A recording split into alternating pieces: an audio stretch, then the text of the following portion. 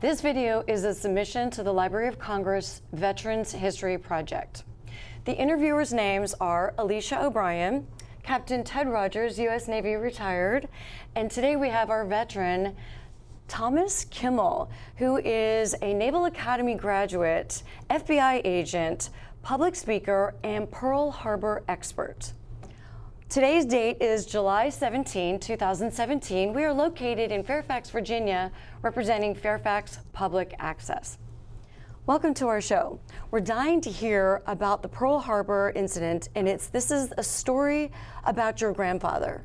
Well, thank you very much, Alicia. You're going to hear it. Yay! And before we get into that, Tom, we'd like to get a little quick background on you, how you ended up in the Naval Academy, what you did in your naval service, and then... Well, I was in the Navy for 10 years, 9.5 actually, for annuity purposes. At any rate, I graduated from the Naval Academy in 1966, served on 2 destroyers and an LST. And that's pretty much it. When I left the third warship, it was back and forth to Vietnam, of course, all 3 ships. I left to join the FBI, thought I might want to do that, went to law school, joined the FBI, and spent 25 years as an FBI agent. Right. And here I am. I loved it. And of course, I have been fascinated with the family story, my personal family story, because of my famous or infamous grandfather, who was the Commander-in-Chief of the Pacific Fleet at Pearl Harbor on December 7th, 1941, when it was attacked. And we are here to talk about that story. We are indeed. Excellent. And I'm off and running. I have prepared over the years, my initial interest in Pearl Harbor goes back to probably pre-teenage years. Certainly by the time I was in high school, I was fascinated by the story. At the Naval Academy, I actually read, when I wasn't doing actual academics there at the Naval Academy, I was engaged in the reading of Professor Potter and Admiral Nimitz, the famous successor to my grandfather, the great commander of the Pacific during the war. I read his book. It's called Sea Power. Fascinating book. And on page 650, as I recall, and I think that's accurate, Admiral Nimitz says that Admiral Kimmel was not to blame for Pearl Harbor, that he had been given no information which would justify canceling an urgent training program. Admiral Kimmel had been given no information which would justify changing an urgent training program. This comes from none other than Admiral Nimitz. And I thought to myself that very day that, wait a minute, if that's true, and it certainly has proven to be true, I need to really get into this, and I have. And I have since. I do it full time since I retired from the FBI in 2000. It's a great story. And the story, most interestingly, is not ancient history.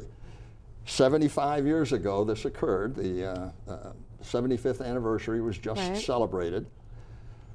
And we have brand new information that probably is going public for the first time today as I discuss this.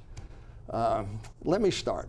I'll give you a synopsis of the Pearl Harbor story. And it goes really from 2 days after the attack, when the Secretary of the Navy, Frank Knox, left Washington, D.C., immediately went to Hawaii to investigate the matter. He investigated for 1 week. He came back, he wrote a report, and the report was very interesting. And the truth is, it's all you need to know about the Pearl Harbor story. Frank Knox was very candid in his report. This is the Secretary of the Navy. He said Admiral Kimmel was not alerted because of the information that we had from the breaking of Japanese codes. We knew that something was going to be attacked by the Japanese at 1 p.m. Washington time, 7:30 a.m. Hawaii time, Sunday morning, December 7th, 1941. We knew that the day before and the day before that, and yet we did not alert Hawaii. Wow. This is in his report. Wow. And he also says that the fighter planes that General Short, who was the head of the Hawaiian Army Command, as it was called in Hawaii, and Admiral Kimmel did not have the fighter planes they needed to defend Pearl Harbor properly, because the United States government, through Lend-Lease, had been giving this kind of material, military material, to the British, to the Dutch, to the Chinese, and to the Russians.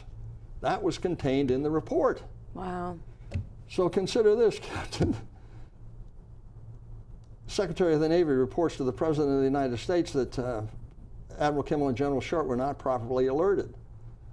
The next day, this is a week after Pearl Harbor, the next day, the Secretary of the Navy is told, well, you can't tell the public that. What you're going to tell them is that Kimmel and Short in Hawaii, Kimmel and Short, the commander of the Navy and the commander of the Army Hawaiian Command, they were not alert. Not that they were not alerted, that they were not alert. It's amazing what a little collusion can do, and that's what the Secretary of the Navy did the next day when he gave his press report. Said, of course, nothing about giving all the fighter planes to everyone else except the Hawaiian Command. And that's where it stood. This was the press conference.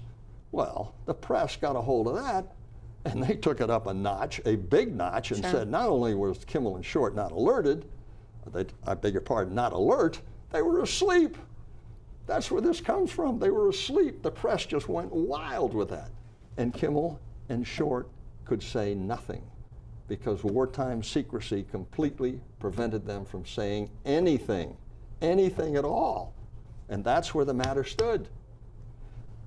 9 days after the Pearl Harbor attack, we have the second investigation. This is the Roberts Commission, the famous Roberts Commission. This is a sitting Supreme Court Associate Justice. Think of the Warren Commission. That's the level of investigation we're talking about now. It's not the Chief Justice, but the longest tenured sitting Associate Justice of the Supreme Court is named by the President of the United States to conduct an investigation of the Pearl Harbor matter. He is to conduct an investigation of the Army and the Navy only, and then only in Hawaii. 10 days after the Pearl Harbor attack, Admiral Kimmel and General Short are fired and replaced. 11 days after the Pearl Harbor attack, Justice Roberts begins his deliberations. He deliberates for a grand total, investigates for a grand total of 36 days. 47 days after the Pearl Harbor attack, he writes his report, sends it to the President of the United States, completely unredacted, declares, doesn't accuse, he doesn't indict, he declares that Admiral Kimmel and General Short are solely blamable for the success of the Japanese attack and derelict in their duty. Dereliction of duty really means abandonment of duty. Falling asleep on watch is the primary example of dereliction of duty, abandonment of duty, being drunk on watch. Right. And this is what's reported to the President of the United States in a report 47 days after the attack. The President declares, this is wonderful, unredacted, he issues it to the press, completely unchanged. That's 47 days after the Pearl Harbor attack. End of the Pearl Harbor story. Soup to nuts. That's the end of it. And that would have been the end of it, but for one man, the head of what they called Op 20G, which is Naval Communications Intelligence. The head of the Naval Communications Intelligence was Captain Lawrence Safford. Not only was he the head of it, he was the revered father of Naval Communications Intelligence, a genius cryptographer.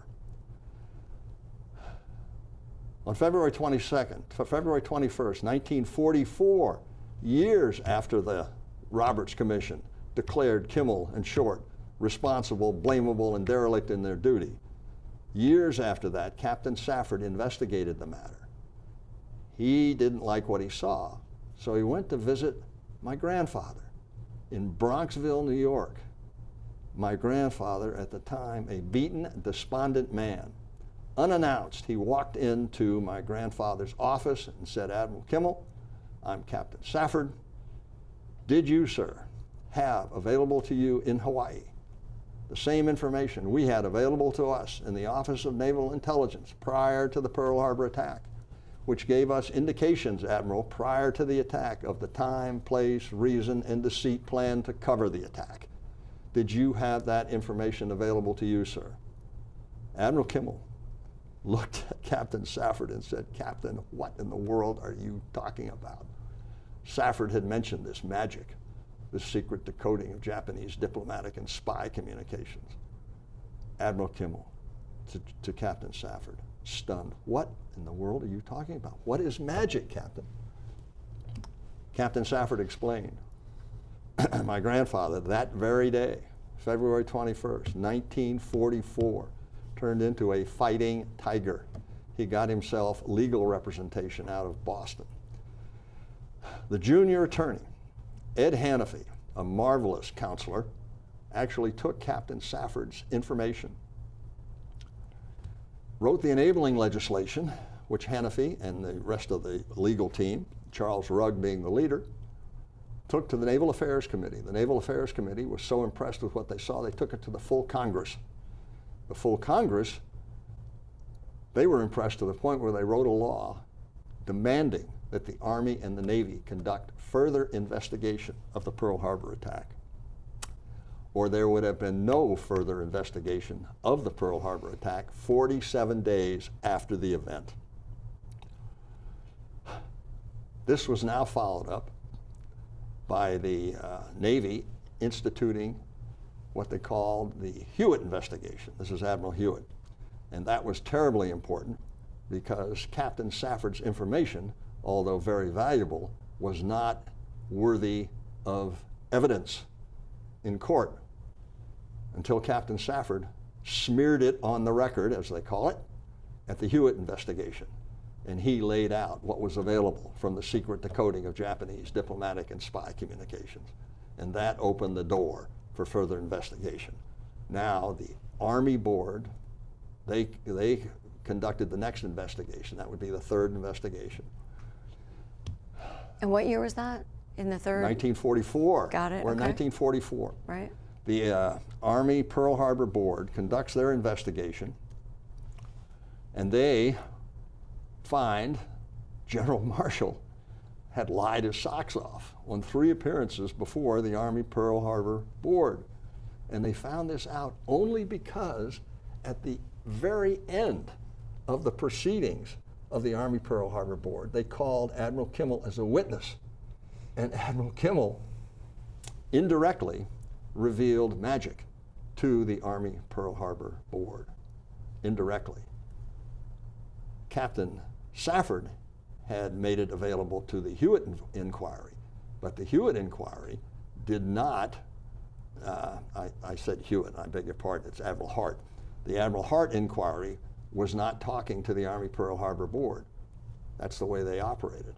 Well, once the Army Pearl Harbor Board found out that there was this magic information available, they went back and found out what it was, and they completely reinvestigated the matter.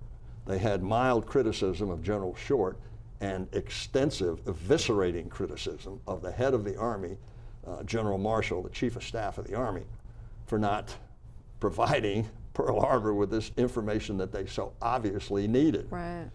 Well, next up, and I should mention the Roberts Commission. The number 2, and this is where most of the culpability accusations come from. And the reason it comes from the Roberts Commission is because the Washington High Command testified to the Roberts Commission that Admiral Kimmel and General Short in Hawaii had the same information available to them in Hawaii as the Washington High Command had in Washington, D.C. This misrepresentation was so egregious that it amounted to prejudice against Kimmel and Short that was irreconcilable. They would never be able to recover from that misinformation. And none of the Washington High Command made any effort to correct the problem. That's the deep heart of the Roberts Commission. So Chairman Roberts, he's left with this idea that Kimmel and Short had the same information in Hawaii as they had in Washington, D.C., which was outrageously wrong. So he drew his conclusion Kimmel and Short must be the ones to blame, and that's the way he proceeded. The Naval Court of Inquiry now comes on the scene. The Naval Court of Inquiry has full access to what's available in magic. They hear the matter. Not only do they declare Admiral Kimmel virtually exonerated, they find that there was not a scintilla of evidence to support a charge of dereliction of duty against Admiral Kimmel. Not a scintilla of evidence. Their second finding was that Admiral Kimmel committed no errors of judgment on the basis of the information that he had. Their third finding was to severely criticize Admiral Stark for not keeping Admiral Kimmel appropriately and adequately informed, as he promised he would do in writing to Admiral Kimmel on multiple occasions. The Naval Court of Inquiry also approved of all of Admiral Kimmel's force dispositions on the basis of information that he was given, once again. Admiral Kimmel's attorney found out what the findings were of the Naval Court of Inquiry, and the Navy just declared that they would not release those findings. And they did not release those findings for another year until after the war was over. And of course, Admiral Kimmel's attorney wasn't trying to reveal magic. He was just trying to reveal the fact that they had exonerated his client. But the Navy Department refused to release those findings. And once again, Kimmel, because of wartime secrecy, was stuck. They couldn't do anything about it. We finish with the Naval Court of Inquiry, which clearly should be the most important one, because there were 9 inquiries in Admiral Kimmel's lifetime, and only one of those inquiries accorded him the opportunity to defend himself.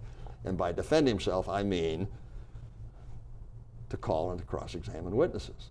A basic Bill of Rights guaranteed to all citizens of the United States. And the military has got the same procedures within their military justice system. The Naval Court of Inquiry accorded Admiral Kimmel that opportunity to call and to cross-examine witnesses. No wonder the Naval Court of Inquiry exonerated him, because now the facts could be adversarially presented. We have an adversarial system. Interestingly enough, the Army Pearl Harbor Board did not allow General Short that right. He was never allowed to call and cross-examine witnesses, never. Admiral Kimmel was, and he was exonerated. The Army Pearl Harbor Board found mild criticism of General Short and extensive criticism of General Marshall. And my experience as an FBI agent, as soon as a tribunal understands that you as a witness have lied to the tribunal, the presumptions shift badly against the witness. And that's what happened in the Army Pearl Harbor Board. The Washington High Command, and I should get that straight, I'm talking about the Washington Military High Command. In the Army, that would be General Marshall, the Chief of Staff of the Army, the head of his operations, General Garreau, the head of his intelligence, General Miles. In the Navy, the head of the Navy, Chief of Naval Operations, was Admiral Stark. The head of his operations was Admiral Turner, Admiral Richmond Kelly Turner. And the head of intelligence was Admiral Wilkinson. Admiral Wilkinson is the one who specifically told the Roberts Commission that Kimmel and Short had the same information in Hawaii as they had in Washington, D.C. Admiral Turner also said the same thing. The Naval Court of Inquiry found out that Turner had said that to the Roberts Commission, and they said, Admiral, you told the Roberts Commission that Kimmel had the same information in Hawaii as you had in Washington, D.C. Why did you tell him that? And Admiral Turner said, I thought he had. I thought he had. What more need be said here? Mm-hmm. Admiral Turner went on to say he was told, he told General Short, the Chief of Naval Operations, Admiral Stark, this grossly in-error information about Kimmel having this ability to decode magic. He told him that on 3 occasions. The first time was in January of 1941, which was actually 1 month prior to Kimmel taking command in Hawaii. The second time was in July or August of 1941, and for the third time in November of 1941, Admiral Turner reports back to Admiral Stark that Kimmel is getting this magic information. He has the same ability to decode magic in Hawaii as we have here in Washington, D.C. Who told you that, Admiral Turner? Said the Naval Court of Inquiry. Why, the head of Naval Communications, Admiral Noyes. Well, what was the next step for the investigation? We'll get Admiral Noyes on the stand. So they put Admiral Noyes on the stand. Did you, Admiral Noyes, ever tell Admiral Turner that Kimmel had the same information in Hawaii, the same ability to intercept and decode magic information in Hawaii as we had in Washington, D.C.? And Admiral Noyes said, no. Said, no. What more do you need to know about what's going on in the Pearl Harbor story?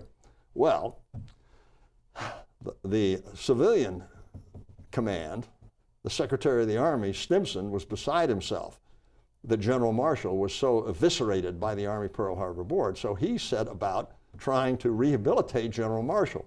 And he set up the next two investigations, the Clark and the Clausen investigations. And we're still in 1945 now. They tinkered at the margins, along with the Huitt investigation, which I misnamed earlier, which was the Navy's effort to rehabilitate Admiral Stark, the Chief of Naval Operations, that the Naval Court of Inquiry had so badly smeared. Well, those are three investigations, the Clark, Clausen, and Huitt investigations. They tinkered at the margins, really found out nothing that is terribly important to the story. Now comes the grand investigation, the Joint Congressional Committee investigation. They find, in a nutshell, there was no dereliction of duty. No one else ever used the term dereliction of duty except the Roberts Commission. And that dereliction of duty term is what prevents Admiral Kimmel and General Short from being advanced posthumously on the retired list, as many have requested, including the Kimmel family. Interestingly enough, my dad and my uncle, the two surviving sons of Admiral Kimmel had three sons. The older boy, 1935 out of the Naval Academy, a submariner who was on submarines at Midway. He was on three submarines during World War II. The third submarine was Robelo. He was the commanding officer, and we don't know exactly what happened to Robelo because it was lost at sea with all hands and nothing was ever recovered. Wow. That was in 1944, somewhere around the Balabac Straits, which is the Philippines. My dad, at Naval Academy in 1936, was also a submariner during the war. He was on three submarines. He was luckier, he survived, miraculously survived, with several hairbreadth escapes, most notably at Lingayen Gulf in the early stages of the war, which you can read about in Herman Wouk's book, Winds of War. Interesting tale, comes right out of my dad's exploits there. But at any rate, Admiral Kimmel had a third son who also fought on Navy ships in World War II. He fought on the Vixen and the Ranger. But as I say in many of my talks, he strayed badly and went to the Ivy League, graduating from Princeton and Harvard Law School. He is largely responsible for obtaining congressional legislation signed by President Clinton in 2000, signed in 2001, as part of the Defense Authorization Act, fiscal year 2001, calling for, the Congress is making a recommendation to the President in perpetuity. Any president can follow the Congress's recommendation, but all it was a recommendation that the President nominate Admiral Kimmel and General Short to their highest held temporary ranks in World War II of 4 stars for Admiral Kimmel and 3 stars for General Short. Those are the positions that they held for a year in 1941. When they were forced to retire, they reverted back to what they call the temporary ranks, which were 2 stars. 2 stars for Kimmel, 2 stars for Short. In the history of the temporary and permanent ranks, in 1947, the Congress passed a law called the Officer Personnel Act of 1947. This was just trying to do something nice for flag and general officers. Flag officer is an admiral, general officer is a general in the Army or the Marine Corps or the Air Force. Trying to do something nice to those senior officers who served in World War II.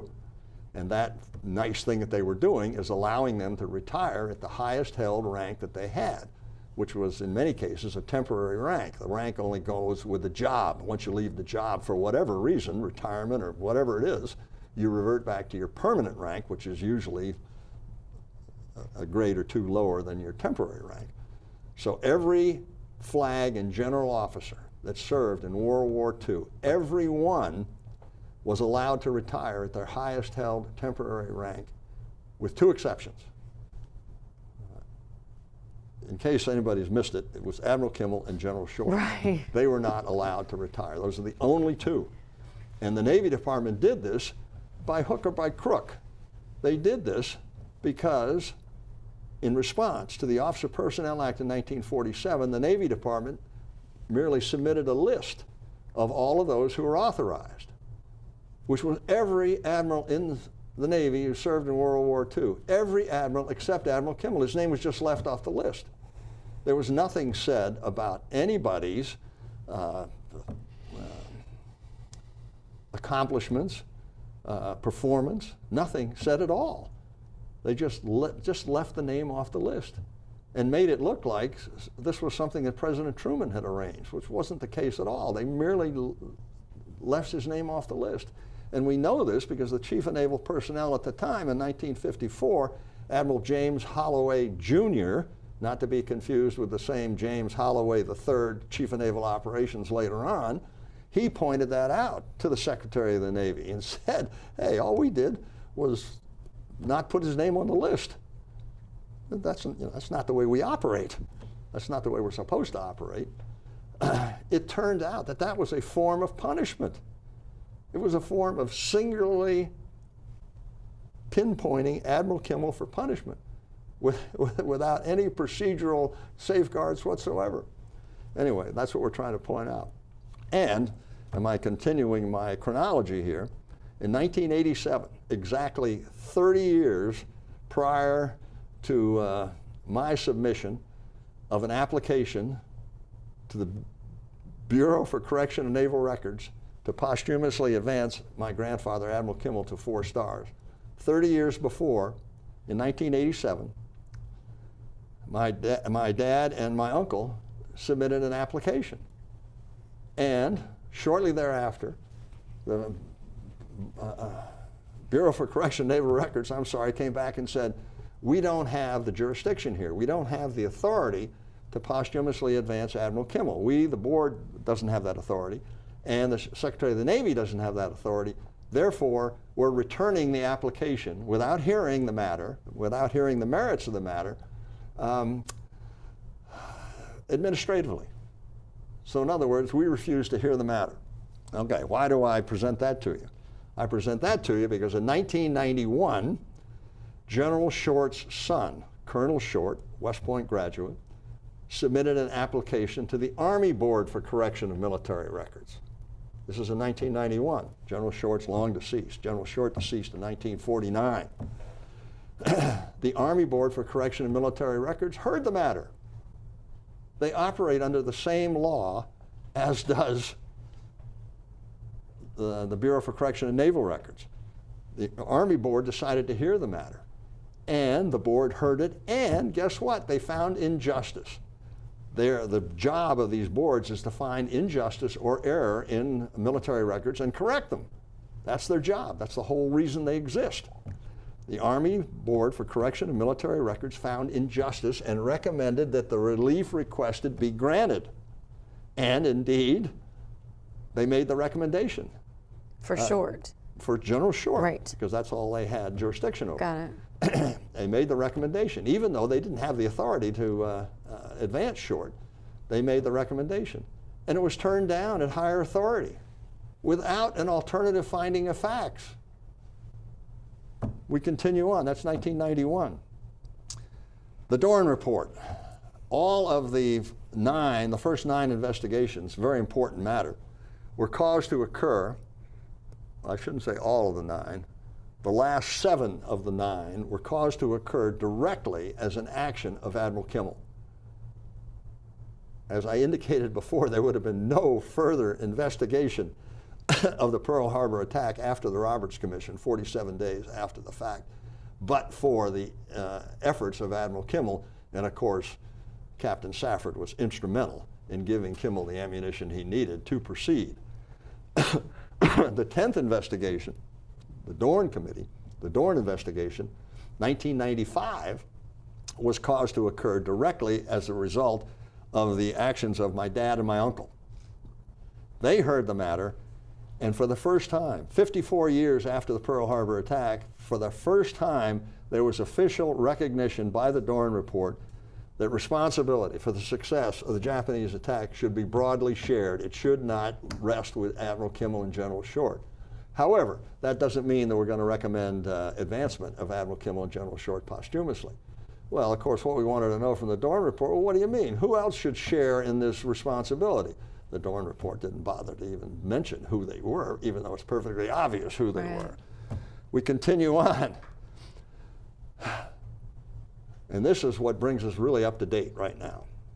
I found out that the Air Force Board for Correction of Military Records in 2010, not long ago, in 2010, heard the matter of the famous Air Force commander of the Air Force in Vietnam, who was cashiered out of the Air Force. His name is John Lavelle. General John Lavelle, 4 stars, was cashiered out of the Air Force down to 2, and he was cashiered because the New York Times put up a big splash accusing Lavelle of illegally, inappropriately bombing North Vietnamese surface-to-air missile sites, illegally. It was such a hullabaloo that the Air Force decided the easiest way out is to blame it all on Lavelle, and Lavelle leaves the Air Force, loses his 2 stars. He's retired at 2 stars. Wow. He deceases. His son, working an entirely different matter, a lawyer, is looking into other matters and stumbles across the Watergate tapes of all things. And in the Watergate tapes, he finds out that Nixon effectively authorized his dad, General Lavelle, to conduct these bombing raids. This is a Watergate conversation between President Nixon and Henry Kissinger. Well, the son takes that information to the Air Force Board for Correction of Military Records through a very competent set of attorneys, I might add. And the Air Force Board for Correction of Military Records agrees and makes a recommendation to the Secretary of the Air Force that General Lavelle be advanced posthumously of 4 stars. The Secretary of the Air Force agrees, and he recommends to the Secretary of Defense. The Secretary of Defense agrees, and he recommends to the President of the United States, President Obama, that President Obama nominate General Lavelle to be posthumously promoted from 2 stars to 4 stars. President Obama agrees and makes the nomination. It goes to the Senate Armed Services Committee. This is in 2010. The Senate Armed Services Committee will not rule on the matter. They will not provide their advice and consent. They have to, with the shared powers, the Senate Armed Services Committee has to approve these nominated officers, which is the routine in the way it works for all general and flag officers. The President nominates and the Senate Armed Services Committee confirms it. Okay. They refuse to hear the matter. They let the matter lapse, the term of the Senate. Who lets it lapse? Senator McCain, Senator John McCain lets it lapse. They won't hear it. Well, it lapses the term of the Senate. Now it goes back to President Obama. President Obama is going to have to do the nomination process all over again, and he doesn't do that. A very similar thing happened to the commander of Khobar Towers, Showalter. Showalter was blamed for Khobar Towers. You might remember we lost 17 Air Force officers of bombing in Saudi Arabia, 1996 as I recall. Anyway, it was a devastating matter. It was investigated to the skies by the FBI. And they found out who had done it and all that. Showalter, he was cashiered out as a result of that, and he applied to the Air Force Board for Correction of Military Records, and they agreed it was unjust taking that action against Showalter. That matter ends. I tell you all of that because it's very important to me personally. I recognized in 2010 that this had happened, and I'd wondered why in the world the Bureau for Correction of Naval Records was allowed to get away with not even hearing the matter of Admiral Kimmel when we have situations with General Short where they heard the matter and made a positive recommendation, and now in 2010 we have these dramatic matters with the Air Force Board for Correction of Military Records. I looked up the fact that all 3 of these boards are governed by the same law, Title 10, Section 1370 Charlie. They all are operating under the same law, and they have one mission: to find error or injustice and do something about it. So to date, nobody has actually been changed. None of these commissions have advanced, correct? They were all recommended, but they were none recommended of them. and not advanced. Yes. That's right. Okay, Yeah. just making sure I got that. But at least they were allowed to hear the matter. Yeah. In the Kimmel situation that my dad and my uncle submitted in 1987, the Bureau for Correction of Naval Records refused to even hear the matter. Right. Well, I didn't like that one bit, especially after I found out that the same law governs all these other boards. So all of that leads to this. On April 7th of this year, I submitted an updated application to the Bureau for Correction of Naval Records. And I found error and injustice. The injustice was perfectly obvious, but the error was that in 1987, the Bureau for Correction of Naval Records misapplied the Attorney General's opinion on what could be done by the Bureau for Correction of Naval Records. The Attorney General said, in his opinion, even if you don't have the jurisdiction, you don't have the authority to actually grant the relief requested, you can work towards getting the relief requested by taking appropriate action and recommending that it be the relief be approved by the next higher authority. Well, clearly the Bureau for Correction of Naval Records could have done that in 1987, but they didn't do it. So I now have an application before the Bureau, and hopefully this time they'll at least hear the matter. If they at least hear the matter, it will be a victory. Oh, wow. And that's what we're about right now. That's where we are today. That's where we are today. Just kind of curious about the all the reasons that these people would elect to not Hear it. or not accept it or not approve it. And I wonder, is there some big monetary expense to the country if these people would get reverted to their 4-star ranks? Captain, thanks for asking that question, because I want to make it abundantly clear there's no money involved here except all the money we're spending to get these various things done. The legal fees are unbelievable. This could not have been done if it were not for the fact that the famous attorney, and I say famous attorney, Ed Hannafy, who is now deceased, for 55 years, he worked on a pro bono basis. Wow. For Admiral Kimmel. He represented Admiral Kimmel until Admiral Kimmel deceased in 1968.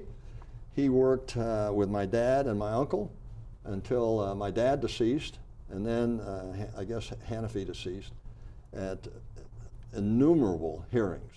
At the Dorne committee hearing, Hannafy was there just after his hip operation. This is 1995. All of his records are at Holy Cross now. Mm-hmm. This was a first-class, very expensive defense attorney, and one of the counselors that could make anybody who practices law proud of that profession. Mm. This was none of these lawyer jokes would apply to this gentleman. Mm. But you ask the question, how come they haven't advanced Admiral Kimmel? Well, we got a very good piece of news from the current Director of Naval History. The current Director of Naval History is Rear Admiral Samuel Cox. He wrote a Pearl Harbor Day message, which was delivered last Pearl Harbor Day, 75th anniversary, December 7th, 2016. And it's a marvelous defense of Admiral Kimmel, although it really wasn't intended to be that. But he does throw in this one line. I'm going to quote this line because it's a beauty. He was saying why Admiral Kimmel was never granted a court-martial, which he never was. He was never court-martialed, in spite of the fact he had requested court-martials ad nauseum and even had the statute of limitations extended so he could have this court-martial. It wasn't even offered until way down in the Pearl Harbor chain of investigations, and then as a diversion against the Joint Congressional Committee. But at any rate, the Director of Naval History said, an unstated reason for denying Admiral Kimmel a requested court-martial is that a trial would have risked the reputations of many senior military and government officials in Washington who were far more culpable of the failures that led to surprise at Pearl Harbor than was Kimmel. Right. This is a very nice thing to hear from the current Director of Naval History, and I can assure you that has made it into my application to the Bureau for Correction of Naval Records, and I'm of course waiting for a response from them. Yeah, you know, one of the things that I always heard as a kid was FDR knew all about this, but he didn't want to let it know so that the attack could occur, which would throw us into the war, which he wanted to get into. With all of your investigative skills, did you ever come away with that feeling at all? Captain, I don't even say the C word, which you're working on here. I'm an FBI agent by inclination and training. I can't prove it. I don't embrace it. And the belief system's got nothing to do with any of this. If I can't prove it, I don't represent it. Okay. And it doesn't do me any good. It doesn't do me any good. President Roosevelt has been deified throughout history. If I can't prove it, I'm not about to make a representation of it. And I'm sure that if President Roosevelt was half as great a man as many think that he was, if he had lived, remember he deceased in 1945, if he had lived being half as great a man as I'm sure that he was, he would have already taken this action to correct this injustice, the greatest injustice in American military history. Let me say that again. Yeah. The greatest injustice in American military history. Those are not my words. Those words come from none other than Vice President Joe Biden. And we smear that on the record every chance we get, too. Unfortunately, Vice President Biden did not prevail upon President Obama to take the action, but so it went.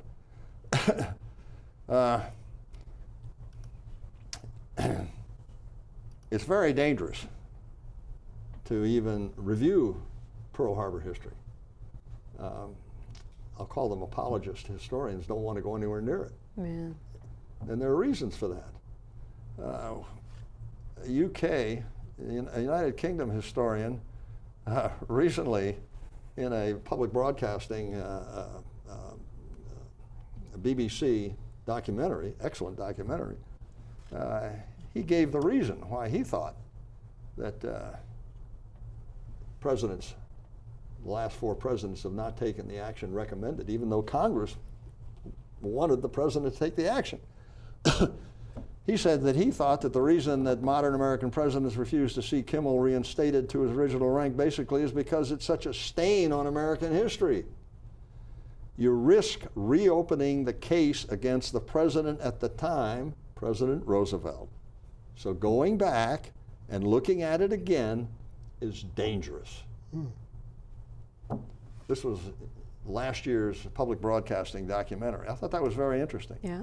And of course, one of the reasons that it's very dangerous is because the first thing you do is you go back and look at the Pearl Harbor story is you have to answer the question, why was the fleet at Pearl Harbor in the first place? Well, the reason it was there is because Admiral Kimmel's predecessor, Admiral J.O. Richardson, Commander-in-Chief of the Pacific Fleet at the time, was strident in his views that it shouldn't be there, that they didn't have the facilities to take care of the fleet, that the fleet was terribly poorly positioned to prepare for war, which everybody knew was coming, and he wanted the fleet back on the West Coast. President Roosevelt said, no, we want to keep the fleet in Hawaii because it's acting as a deterrent to Japan. And Richardson said, it's not any deterrent to Japan. Japan is run by a military government. They know perfectly well how weak we are out here in Hawaii.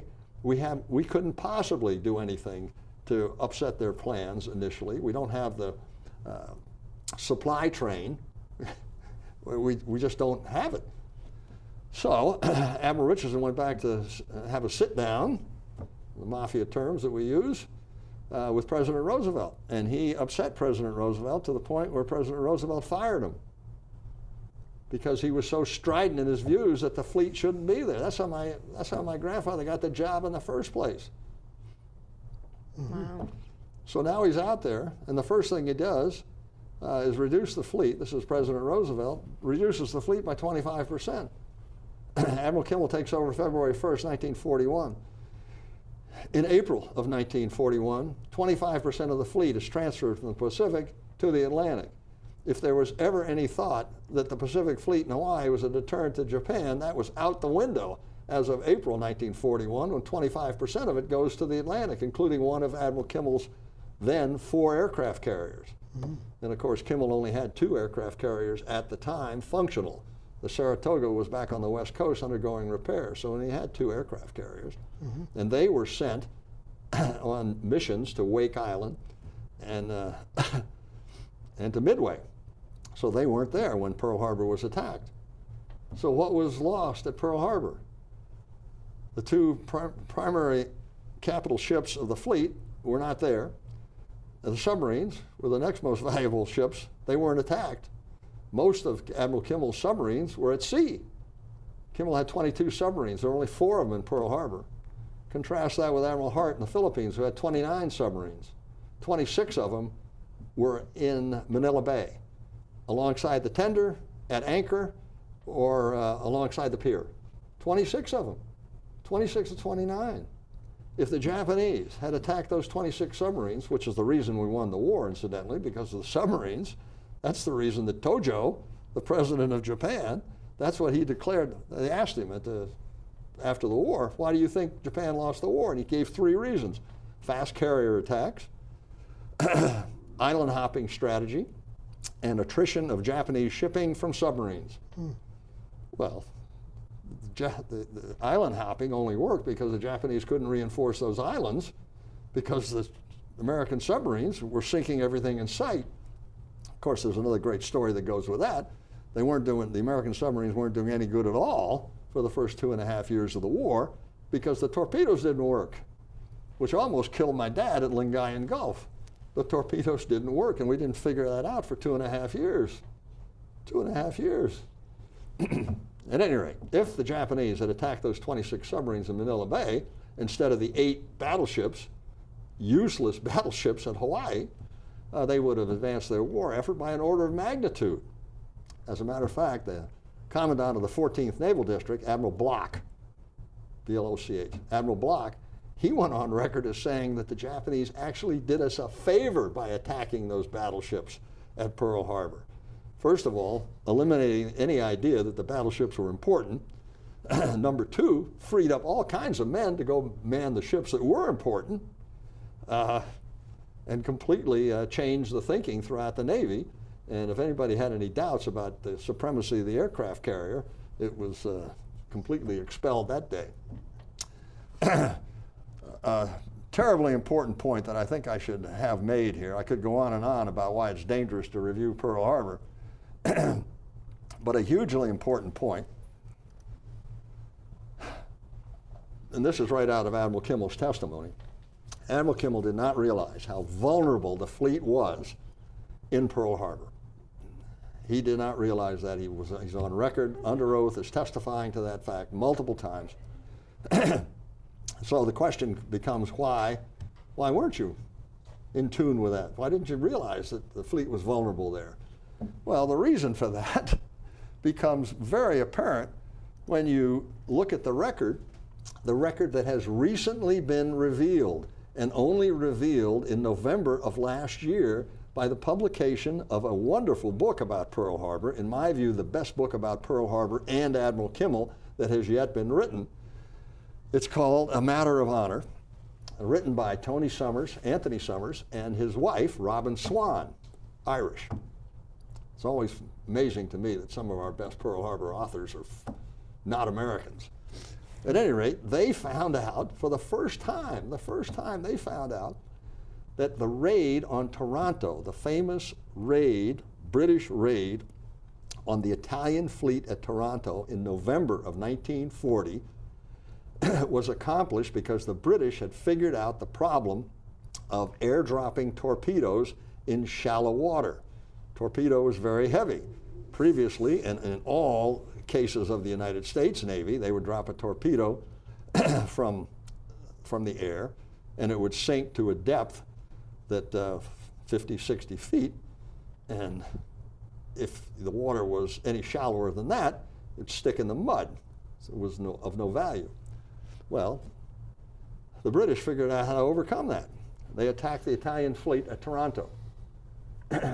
They dropped torpedoes in 18 to 24 feet of water successfully. Right. And sunk and damaged 3 battleships of the Italian fleet, pretty much put it out of commission. On the aircraft carrier, it was a single aircraft carrier, the HMS, His Majesty's ship, Her Majesty's ship, Illustrious, an observer from the United States Navy by the name of Lieutenant Commander John Oppie was invited by the British to observe this battle, and he did. And he wrote an extensive report on the battle, and he even prepared a chart of Taranto, the port of Taranto, that had markings of soundings in feet, depth soundings in feet. And he took that chart and with his report sent it to the Office of Naval Intelligence on January 9th, 1941. This is very important. January 9th, 1941. Kimmel doesn't even take over until February 1st of 1941. Right. February 15th of 1941, the Chief of Naval Operations sends an official dispatch to Admiral Kimmel, telling Admiral Kimmel that the torpedoes that were dropped at Taranto were dropped in 84 feet of water or more. So what's Kimmel to think? Hey, we're sitting here in 42 feet of water in the channel, 30 feet outside the channel, we're safe. In June of 1941, a second official dispatch comes to Kimmel from the Chief of Naval Operations, actually from his number 2 man, Admiral Ingersoll. And Admiral Ingersoll says, further investigation reveals that the torpedoes dropped at Taranto were dropped in 66 feet of water or more. This completely eliminates the thinking of Admiral Kimmel and his staff that we're anything but safe out there. Later on in June, the Office of Naval Intelligence receives another report, this time a report on the British attack of the French fleet at Mirs el Kabor, which is Dakar. This is the famous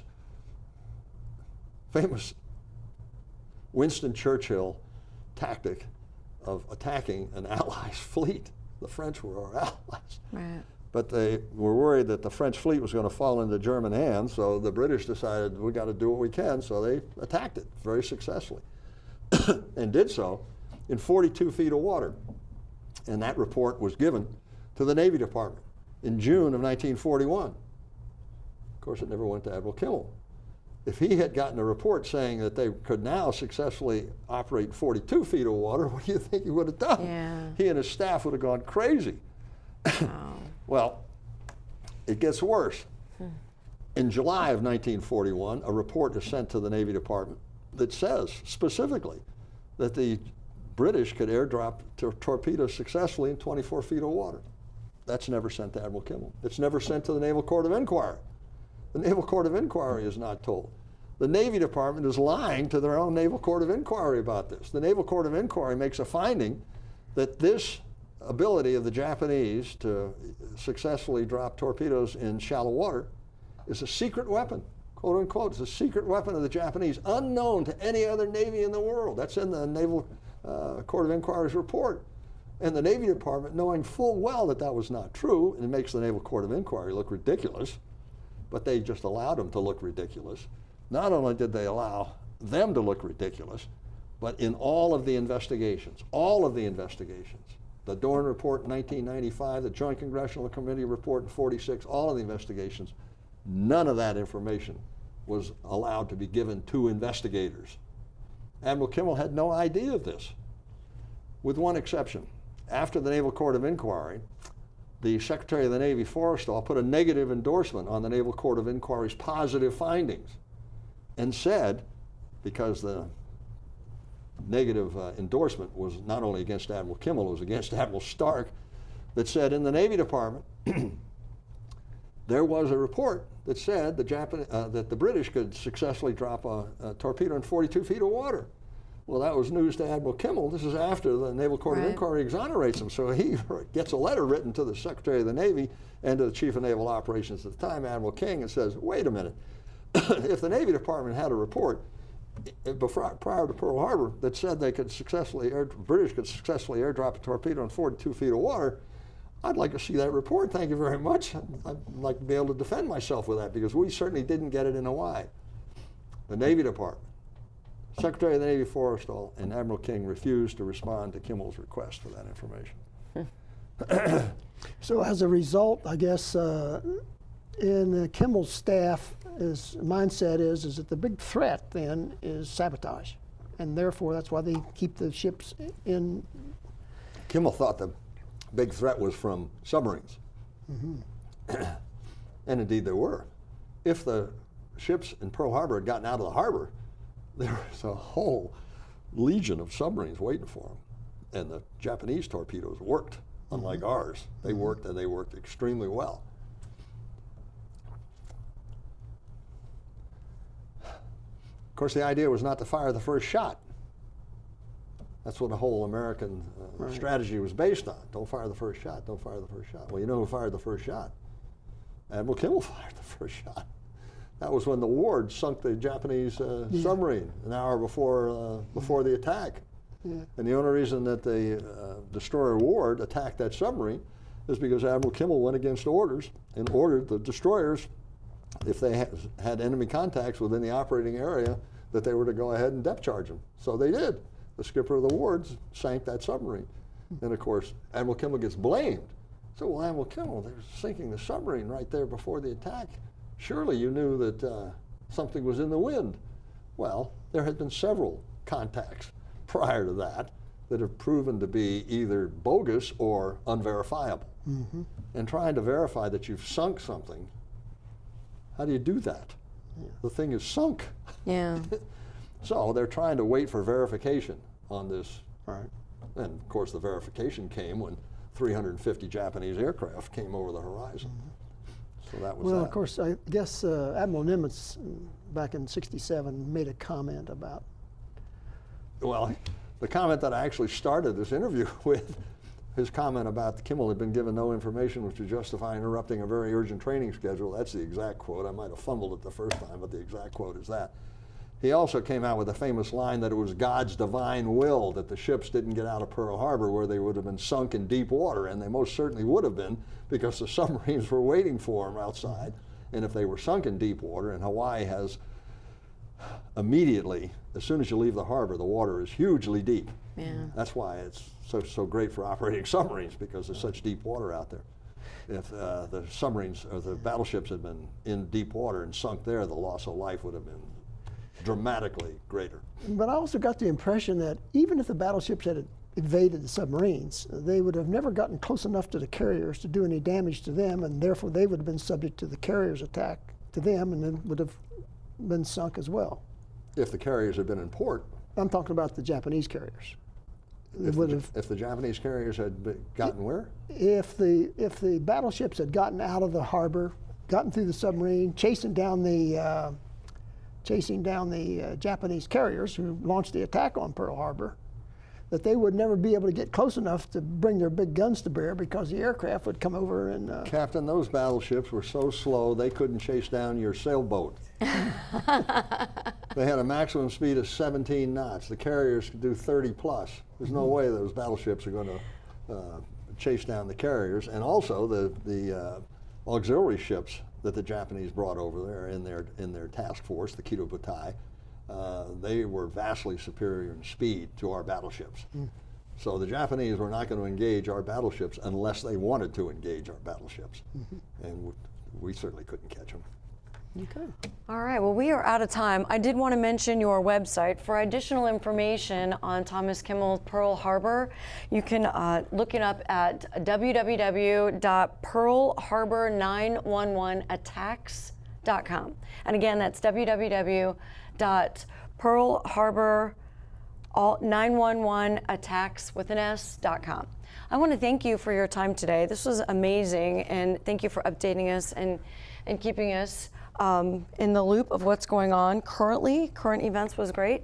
Thomas Kimmel from the FBI, U.S. Navy, and Captain Rogers, Ted Rogers, U.S. Navy retired, and myself, Alicia O'Brien. We want to thank you for joining us, and we'll see you next time.